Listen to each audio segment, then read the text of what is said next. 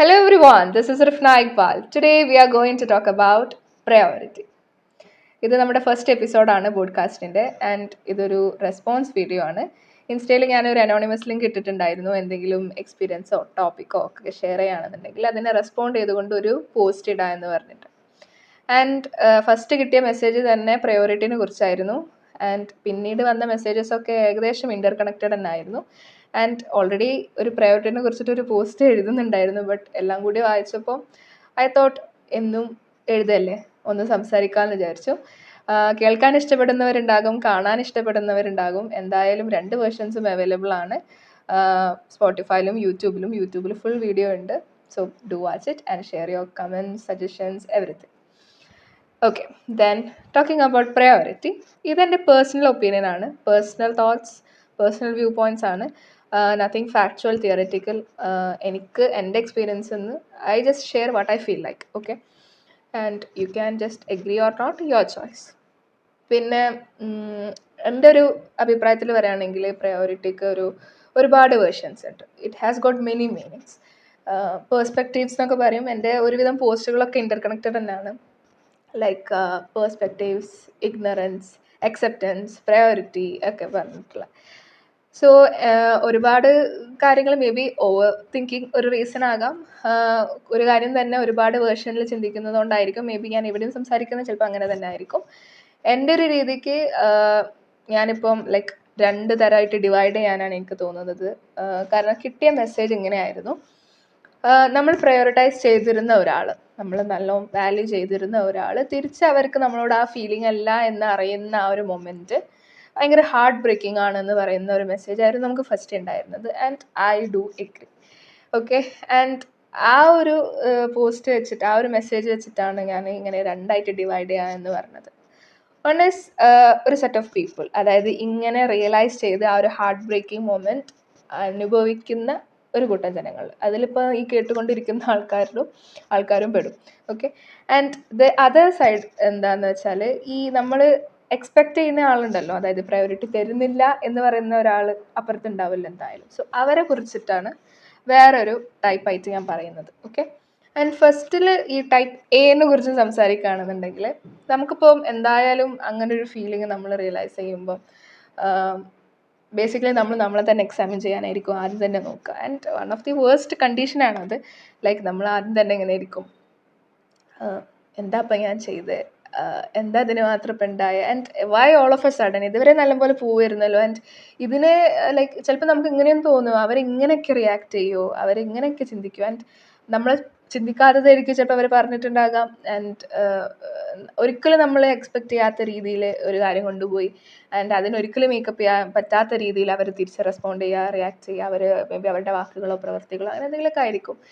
Or എന്താ പറയുക, എന്തെങ്കിലും ഒരു സിറ്റുവേഷനൊക്കെ വരുമ്പോൾ അവരുടെ റിയൽ പോയിന്റ് ഓഫ് വ്യൂ എന്താണെന്ന് മനസ്സിലാക്കി തരുന്ന എന്തെങ്കിലും സിറ്റുവേഷനൊക്കെ വരുമ്പോൾ ചിലപ്പോൾ നമുക്ക് തോന്നും, സോ ഞാൻ മാത്രമായിരുന്നു എന്നുള്ളൊരു റിയലൈസേഷൻ അപ്പോൾ വരും. സോ പല ടൈപ്പ് ഉണ്ട്. സോ അവിടെ നമ്മൾ ആദ്യം ചിലപ്പോൾ ചെയ്യുക നമ്മളെ എക്സാമിൻ ചെയ്യാനും ഒക്കെ ഒരു ഗിൽറ്റി ഫീലിംഗ് ഒക്കെ ആയിരിക്കും.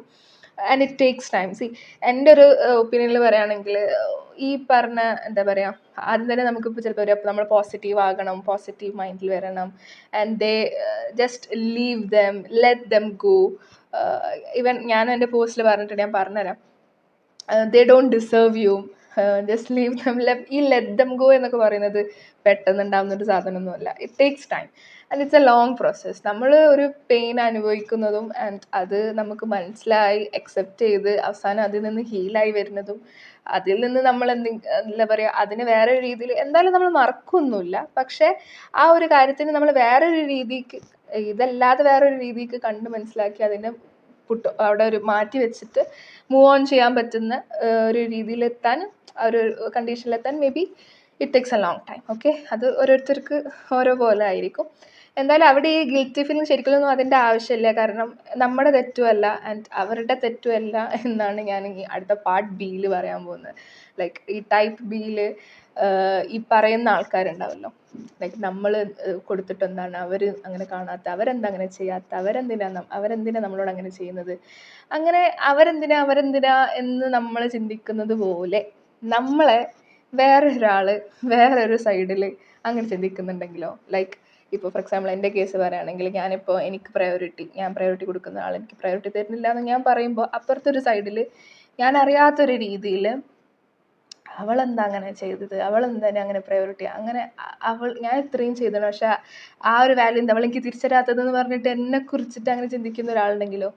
എന്നെ സംബന്ധിച്ച് ഞാൻ ഇൻറ്റൻഷനലി അല്ല ഒന്നും ചെയ്യുന്നത്. We feel like I didn't hurt anybody intentionally. ആ ഒരു വിധത്തിൽ ആ ഒരു തോട്ടുള്ളതാണ് നമുക്ക് മിക്ക പേർക്കും. പക്ഷേ നമ്മളിപ്പോൾ നമുക്ക് ചിന്തിക്കുന്ന ചിലപ്പോൾ നമ്മുടെ ഉള്ളിലായിരിക്കും, നമ്മൾ എല്ലാം വേർബലി കൊണ്ടുവരണമെന്നില്ല. സോ അതേപോലെ വേറൊരാളും നമ്മളെ കുറിച്ചിട്ട് നമ്മളുടെ അടുത്ത് നിന്ന് പ്രയോറിറ്റി കിട്ടാൻ വേണ്ടിയിട്ട് അല്ലെങ്കിൽ അവർ എക്സ്പെക്ട് ചെയ്യുന്ന രീതിയിലുള്ള പ്രയോറിറ്റി കിട്ടുന്നില്ല എന്ന് വേവലാതിപ്പെടുന്ന വേറൊരു കൂട്ടം ജനങ്ങളും ഉണ്ടാകും. സോ മേ ബി ഇപ്പം നമ്മൾ പറയുന്ന ആൾക്കാർക്ക് may be they have got their own എന്താ പറയുക റീസൺസ്, അല്ലെങ്കിൽ എന്താ പറയുക അവർ ഇൻറ്റൻഷനലി ആകില്ല ചെയ്യുന്നത്. നമ്മളെ അങ്ങനെ പ്രയോറിറ്റൈസ് ചെയ്യുന്നില്ല എന്ന് നമുക്ക് ഫീലിംഗ് ഉണ്ടാക്കുന്ന രീതിയിലുള്ള പ്രവർത്തികളൊന്നും ചിലപ്പോൾ അവർ ഇൻറ്റൻഷനലി ആയിരിക്കില്ല ചെയ്യുന്നത്. ചിലർക്ക് എന്താ പറയുക മിസ്കമ്മ്യൂണിക്കേഷൻ ആയിരിക്കും, അല്ലെങ്കിൽ മിസ്അണ്ടർസ്റ്റാൻഡിങ്സ് ആയിരിക്കും. ചിലപ്പോൾ ചിലർക്ക് എക്സ്പ്രസ് ചെയ്യാൻ പറ്റാത്ത ബുദ്ധിമുട്ടുകളായിരിക്കും. ഇപ്പം ചിലർക്കെല്ലാം ഉള്ളിലുണ്ടാകും, പക്ഷെ എന്താ എങ്ങനെ ഏത് രൂപത്തിൽ അതൊന്നും ഒരു ഇതുണ്ട്. ചിലർക്ക് സമയം എടുക്കുമായിരിക്കും, ചിലർക്ക് സിറ്റുവേഷൻ ഓക്കെ ആകണം, മൂഡ് ഓക്കെ ആകണം, എല്ലാം ഓക്കെ ആകണം. ചിലർക്ക് എക്സ്പ്രസീവ് ആകേണ്ടവരോട് മാത്രം അവരാകുന്നത്, അതായത് അവരുടെ ലിസ്റ്റിൽ ഉണ്ടെങ്കിൽ മാത്രം അവർ എക്സ്പ്രസ് ആകുന്നുള്ളൂ. അങ്ങനെ കുറേ കണ്ടീഷൻസ് ഒക്കെ ആയിരിക്കും അവർക്ക് ഉണ്ടാകുന്നത്. പിന്നെ ഇപ്പം വേറെ കുറച്ച് ആൾക്കാരെ പറയുകയാണെങ്കിൽ നമ്മൾ ടേക്കിംഗ് ഫോർ ഗ്രാൻറ്റഡ് എന്ന് പറയും. അതായത് ഇപ്പം ഓരോരുത്തർക്കും ഓരോ ലവ് ലാംഗ്വേജ് ഒക്കെ ആയിരിക്കുമല്ലോ ഉണ്ടാകുക. ഫോർ എക്സാമ്പിൾ ചിലർക്ക് ഇപ്പം എന്തും വെർബലായിട്ട് വരുന്നത് എന്തും ആകാം, ചിലർക്ക് അവർ കേൾക്കുന്നതായിരിക്കാം, എന്തായാലും, അല്ലെങ്കിൽ കാണുന്നതായിരിക്കാം, പറയുന്നതായിരിക്കാം. ഇപ്പോൾ ചെറിയ ചെറിയ കാര്യത്തിന് പ്രയോറിറ്റി കൊടുക്കുന്നവരുണ്ടാകും. ഐ മീൻ ചെറിയ ചെറിയ കാര്യത്തിൽ സന്തോഷിക്കുകയും ചെറിയ ചെറിയ കാര്യത്തിൽ വേദനിക്കുകയും ചെയ്യുന്ന ആൾക്കാരുണ്ടാകും. ആൻഡ് അങ്ങനത്തെ ആൾക്കാർക്ക് ഓപ്പോസിറ്റ് നിൽക്കുന്ന ആൾ ഒരു കെയർ ഫ്രീ കൂൾ മൈൻഡ്, ഒന്നും യാതൊരുവിധ അങ്ങനെ വലിയൊരു മീനിങ് ഒന്നും എല്ലാത്തിലും കാണാതെ, എല്ലാം മനസ്സിലാക്കാൻ ശ്രമിക്കാതെ, അതിനൊക്കെ നേരെ ഓപ്പോസിറ്റാണ് ഞാൻ. ഓക്കെ, അപ്പോൾ ഒന്നിനും ഐ മീൻസ് ഓവർ കെയർ ഒന്നിനും കൊടുക്കാത്ത ഒരാളാണ് അപ്പുറത്ത് നിൽക്കുന്നുണ്ടെങ്കിൽ ഓപ്പോസിറ്റ് അട്രാക്റ്റ് എന്നാണ് പറയുക. സോ ബേസിക്കലി ഫ്രണ്ട്ഷിപ്പിലൊക്കെ ഇപ്പോൾ അങ്ങനത്തെ രണ്ടാൾക്കാരാണൊക്കെ ഉണ്ടാവുന്നുണ്ടെങ്കിൽ സ്വാഭാവികമായിട്ടും ഇങ്ങനത്തെ ഇഷ്യൂസ് ഉണ്ടാകാൻ സാധ്യതയുണ്ട്. കാരണം എന്താ വെച്ചാൽ അവർ വിചാരിക്കുന്നുണ്ടാവും, അതിൻ്റെ ആവശ്യമില്ല, അങ്ങനെ ഒരു എക്സ്പ്ലനേഷൻ്റെ അല്ലെങ്കിൽ അങ്ങനത്തെ ഒരു റെസ്പോൺസിൻ്റെ ഒരു ആവശ്യം അവൾക്കില്ല, അല്ലെങ്കിൽ അവൾക്ക് തന്നെ അറിയാമല്ലോ, പിന്നെ ഇപ്പം എന്തിനാണ് ഞാൻ കൂടുതൽ അങ്ങനെ അല്ലെങ്കിൽ കൂടുതൽ. പക്ഷെ ചില സമയത്ത് ആ ഒരു ആക്ഷൻ അല്ലെങ്കിൽ ആ ഒരു റെസ്പോൺസൊക്കെ വേണ്ടി വരും. ആ ഒരു റീഅഷുറൻസ് എന്ന് പറയും. ഓവർ തിങ്ക് ചെയ്യുന്ന പേഴ്സണാണ് അപ്പുറത്തുള്ളതെന്നുണ്ടെങ്കിൽ ഓവർ തിങ്ക് ചെയ്യുന്നവർക്ക് മാത്രമാണ് ഈ അഷുറൻസ് വേണ്ടതെന്നൊന്നുമില്ല. നമ്മൾ തിരിച്ച് ചിലപ്പോൾ അങ്ങനെ റെസ്പോണ്ട് ചെയ്യേണ്ടി വരും. പക്ഷെ ചില ആൾക്കാർക്ക് തോന്നും അതിൻ്റെ ആവശ്യമില്ല എന്ന് തോന്നും. ഇപ്പോൾ ഫോർ എക്സാമ്പിൾ പറയുകയാണെങ്കിൽ ഇപ്പം എൻ്റെ സർക്കിളിൽ തന്നെ എൻ്റെ സിസ്റ്ററിന് ഒരു ഫ്രണ്ട് ഉണ്ട്. ആൻഡ് ഒരുപാട് കാലമായിട്ടുള്ള ഫ്രണ്ട്ഷിപ്പാണ്. മാഷാഅല്ലാഹ്, അത് രണ്ടുപേരും രണ്ട് ക്യാരക്ടറുള്ള ആൾക്കാരാണെന്നാണ് ഞാൻ മനസ്സിലാക്കുന്നത്. അപ്പോൾ എൻ്റെ സിസ്റ്റർ ഇടയ്ക്ക് ഇങ്ങനെ പറയുമായിരുന്നു, എൻ്റെ സിസ്റ്ററിനെ ബാധിക്കുന്ന എന്തെങ്കിലും കാര്യം, ഇപ്പോൾ ഫോർ എക്സാമ്പിൾ എൻ്റെ സ്പെഷ്യൽ ഒക്കേഷനൊക്കെ ആണെന്നുണ്ടെങ്കിൽ അത് ഓർമ്മിച്ച് കൊണ്ടൊക്കെ ഈ ഫ്രണ്ട് വന്ന് മെസ്സേജ് അയക്കും, സംസാരിക്കുകയൊക്കെ ചെയ്യും. ആൻഡ് ഇടയ്ക്കിടയ്ക്ക് ആ ഒരു ബോണ്ട് കീപ്പ് ചെയ്യാൻ വേണ്ടിയിട്ട് ആളുടെ ഭാഗത്തുനിന്ന് ഒരു പ്രാക്ടിക്കൽ എഫേർട്ട് ഉണ്ടാകും. ബട്ട് എൻ്റെ സിസ്റ്റർക്ക് ആളോട് ബുദ്ധിമുട്ടുണ്ടായിട്ടോ പ്രശ്നം ഉണ്ടായിട്ടോ ഇഷ്ടക്കേടുണ്ടായിട്ടോ താല്പര്യക്കേടുണ്ടായിട്ടോ ഒന്നുമല്ല. പക്ഷേ അങ്ങനെ അത്രക്ക് എന്താ പറയുക എക്സ്പ്രസീവായിട്ടുള്ള ഐ മീൻ അങ്ങനെ ഒരു പ്രാക്ടിക്കലി കൊണ്ടുവരാൻ പറ്റുന്ന അങ്ങനത്തെ ആളല്ല എൻ്റെ സിസ്റ്റർ. സോ ഇത് രണ്ടുമാണുള്ളത്. പക്ഷേ ഈ ഒരു സെറ്റ് ഓഫ് പീപ്പിൾ വിചാരിക്കുന്നുണ്ടാകുക അതിൻ്റെ ആവശ്യമില്ല, ഓൾക്കൊന്ന് മനസ്സിലായിക്കോളും, നമ്മൾ എന്തിനാ വെറുതെ, അത് കുറേ കാലമായില്ലേ ഒക്കെ ആയിക്കോളും. പക്ഷേ ഓപ്പോസിറ്റ് നിൽക്കുന്ന ആൾ ചിലപ്പോൾ പറഞ്ഞിട്ടില്ലെങ്കിലും ചിലപ്പോൾ അവർ ചിന്തിക്കുമായിരിക്കും, എന്താ എപ്പോഴും ഞാൻ അങ്ങോട്ട് പോകണോ, അല്ലെങ്കിൽ എപ്പോഴും ഞാൻ അങ്ങോട്ട് ആക്കണോ. അവിടെ ആയിരിക്കും നമുക്ക് നമ്മളിപ്പോൾ ഈ പറഞ്ഞ ഈ ഒരു സാധനം ഉണ്ടല്ലോ, പ്രയോറിറ്റി അവർ നമുക്ക് തരുന്നില്ല എന്ന് നമുക്ക് തോന്നുന്നത്. അത് ചിലപ്പോൾ ശരിയോ ആകാം, ചിലപ്പോൾ എന്താ പറയുക ട്രൂ ആകാം. അപ്പം ബേസിക്കായിട്ട് അവിടെ ചെയ്യാൻ പറ്റുന്നത് കമ്മ്യൂണിക്കേറ്റ് ചെയ്യുക എന്നുള്ളത്. കമ്മ്യൂണിക്കേഷന് റീച്ച് ഔട്ട് സംസാരിച്ചിട്ട് കുറേ കാര്യങ്ങൾ ക്ലിയർ ചെയ്യാൻ പറ്റും.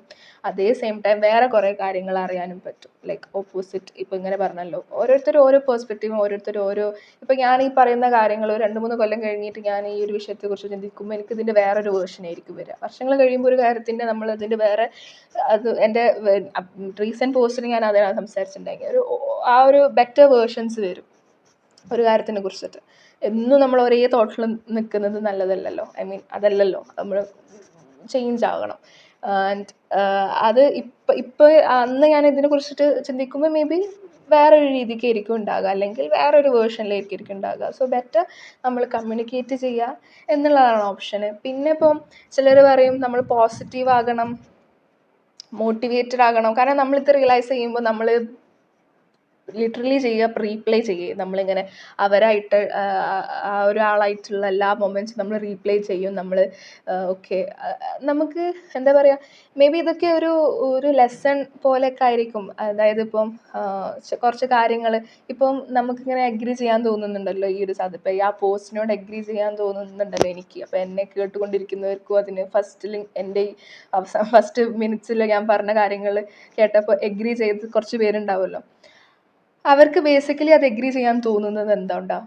അവരെന്തോ അങ്ങനത്തെ ഒരു അനുഭവം അവർക്ക് ഉണ്ടായതുകൊണ്ടോ അതിൽ നിന്ന് എന്തോ അവർക്ക് കിട്ടിയതുകൊണ്ടാണ്. സോ മേ ബി നമുക്ക് ഇങ്ങനത്തെ ഒക്കെ ഒരു എക്സ്പീരിയൻസ് ഉണ്ടാകാൻ വേണ്ടിയിട്ട്, ലൈക്ക് മാറ്റർ ഓഫ് ട്രസ്റ്റ്, അല്ലെങ്കിൽ boundaries, self respect, over valuing, over sharing, love, care, ഈ പറഞ്ഞ പ്രയോറിറ്റി, ദെൻ അക്സെപ്റ്റൻസ്, ഇതിനൊക്കെ കുറിച്ചിട്ട് എന്താണ് ഏതാണെന്ന് മനസ്സിലാക്കി തരാൻ വേണ്ടിയിട്ടായിരിക്കണം മേ ബി അങ്ങനത്തെ ഒരു അനുഭവങ്ങളൊക്കെ ദൈവം നമ്മുടെ ജീവിതത്തിൽ കൊണ്ടുവന്നിട്ടുണ്ടാകണം.